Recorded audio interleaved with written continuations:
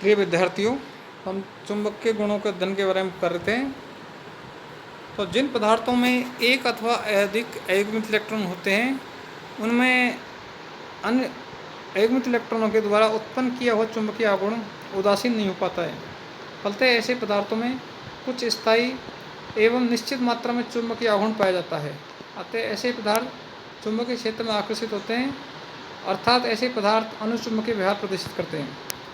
अनुचुंबकीय अणु स्वयं को एक आदर्श स्थिति में अभिविन्यासित करने के लिए मुक्त होते हैं। इन अणुओं में दो प्रकार के विपरीत बल कार्य करते हैं। चुंबकीय क्षेत्र H, जो अणुओं को अपनी दिशा में व्यवस्थित करने के प्रयास करते हैं, और नंबर 2 ऊष्मीय ऊर्जा, थर्मल एनर्जी, जिसको KT के द्वारा डिनोटेड करते हैं, जो अणुओं को बेतरतीब करने का प्रयत्न करती है। कम ताप पर चुंबकीय क्षेत्र प्रभावी हो जाता है, अर्थात अणुओं का अनुचुंबकत्व ताप व चुंबकीय क्षेत्र दोनों के द्वारा प्रभावित होता है। अनुचुंबकीय पदार्थों के लिए B का मान S से अधिक होता है, क्योंकि P का मान 1 से अधिक होता है।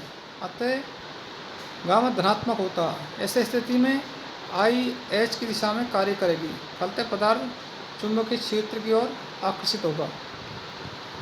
नेक्स्ट गुण होता है 3rd नंबर का फेरोचुंबकत्व या लोह चुंबकत्व, जिसको फेरोमैग्नेटिज्म बोलते हैं। पदार्थों का यह गुण अनुचुंबकत्व का ही एक विस्तृत रूप है। कुछ पदार्थ ऐसे होते हैं जिनमें अनुचुंबकत्व का गुण अत्यधिक होता है। ऐसे पदार्थों को चुंबकीय क्षेत्र में रखने पर उनमें एक स्थायी चुंबकत्व आ जाता है। इस गुण का प्रदर्शन कुछ ही पदार्थों द्वारा किया जाता है, जिनमें आयरन प्रमुख है। इसी कारण इस गुण का नाम फेरोचुंबकत्व पड़ा है। ऐसे पदार्थों को फेरोमैग्नेटिज्म पदार्थ कहते हैं। परमाणुओं में एक भी इलेक्ट्रॉन विद्यमान रहते हैं, जो उनमें अधिकांश तत्वों में अनुचुंबकत्व पाया जाता है, जबकि कुछ तत्वों में फेरोचुंबकत्व पाया जाता है। किसी पदार्थ में अनुचुंबकत्व की आवश्यक शर्त है कि उसमें एक भी इलेक्ट्रॉन का होना, और किसी पदार्थ में फेरोचुंबकत्व होने के लिए एक इलेक्ट्रॉनों के अतिरिक्त निम्न शर्तों का होना आवश्यक है। नंबर 1, ऊर्जा पट्टियाँ सक्रिय होनी चाहिए और परमाणु परस्पर इतनी दूरी पर होने चाहिए कि उनके परमाणु कक्षक परस्पर अतिव्यापन करके आंशिक रूप से सहसुख बंध बना सके, अन्यथा इलेक्ट्रॉन का युग्मन हो जाएगा। नंबर 2, दो इलेक्ट्रॉनों के अंतर परिवर्तन से संबंध ऊर्जा को एक्सचेंज इंटीग्रल कहते हैं। फेरोचुंबकत्व पदार्थों के लिए एक्सचेंज इंटीग्रल का मान धनात्मक होना चाहिए। ऐसा उस स्थिति में होता है जब इलेक्ट्रॉन प्रतिकर्षण बल इलेक्ट्रॉन नाभिक आकर्षण बल से अधिक हो जाता है, अर्थात फेरोचुंबकत्व के लिए पृथ्वी परमाणु संख्या अधिक होनी चाहिए। नंबर 3, परमाणु एक दूसरे से बहुत अधिक दूर भी नहीं होने चाहिए। इससे एक्सचेंज इंटीग्रल का मान बहुत कम हो जाएगा और ऊर्जा कम होने से तंत्र को पर्याप्त स्थायित्व नहीं मिल पाएगा। संक्रमण धातुओं में एक अथवा अधिक इलेक्ट्रॉन पाए जाते हैं, अतः संक्रमण धातुओं का अनुचुंबकीय व्यवहार एक महत्वपूर्ण गुण है। लगभग सभी संक्रमण धातु अनुचुंबकत्व प्रदर्शित करते हैं। आयरन, कोबाल्ट, निकल जैसे धातु फेरोचुंबकत्व प्रदर्शित करते हैं।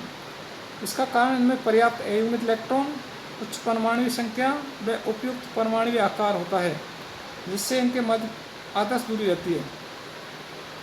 गॉस विधि द्वारा किसी पदार्थ के चुंबकीय आघूर्ण को ज्ञात किया जा सकता है। Determination of magnetic movement of substance by Gauss method. किसी पदार्थ के चुंबकीय आघूर्ण को ज्ञात करने की यह एक सरल एवं उत्तम विधि है।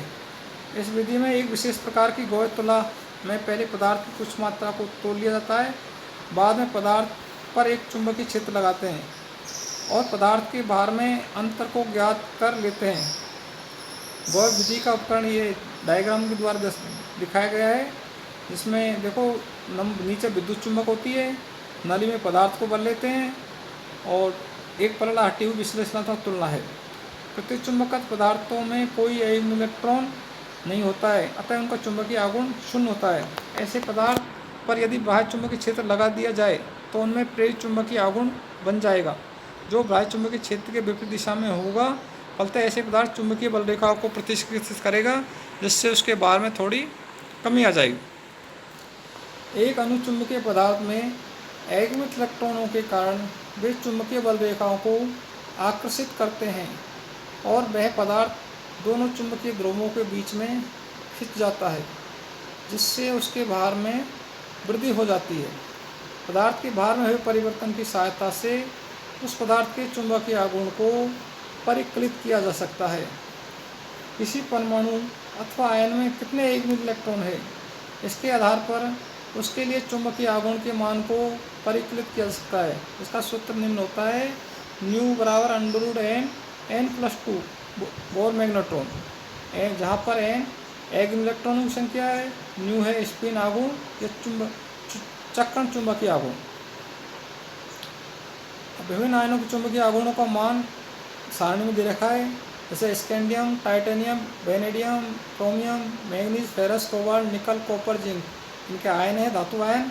इनका इलेक्ट्रॉन विन्यास देख रहा है। इनमें अयुग्मित इलेक्ट्रॉनों की संख्या है। जिनमें अयुग्मित इलेक्ट्रॉनों की संख्या 0 है, उनका तो चुंबकीय आघूर्ण 0 होगा, जैसे सारणी में दिखा रखा है। इस Sc+3 और Zn+2 आयनों में अयुग्मित इलेक्ट्रॉनों की संख्या 0 है, तो इनका चुंबकीय आघूर्ण 0 होगा। अन्य आयनों में अयुग्मित इलेक्ट्रॉन है, जैसे जैसे अयुग्मित इलेक्ट्रॉनों की संख्या बढ़ती जा रही है, इनमें इनका चुंबकीय आघूर्ण का मान भी बढ़ता जाता है। सारणी में दिखा रखा है कि हमको Mn+2 है, इसमें 5 अयुग्मित इलेक्ट्रॉन है, तो इसका चुंबकीय आघूर्ण 5.92 होगा। कुछ यौगिकों के चुंबकीय आघूर्ण के मान अपेक्षित या परिकलित मानों की तुलना में कम होते हैं। उदाहरणतः K4FeCN6 पोटेशियम फेरोसाइनाइड बोलते हैं, जिसमें आयरन +2 ऑक्सीजन अवस्था में है, अतः इनका चुंबकीय आघूर्ण 4.9 के लगभग होना चाहिए, जबकि वास्तव में यह यौगिक विद्युतचुंबकीय व्यवहार प्रदर्शित करता है, अर्थात इसमें कोई अयुग्मित इलेक्ट्रॉन ही नहीं है। इसका कारण यह है कि Fe+2 D6 विन्यास में D इलेक्ट्रॉन युग्मित होकर निम्न चक्रण का संकुल बनाते हैं, अतः इसके पास कोई भी अयुग्मित इलेक्ट्रॉन नहीं होता है।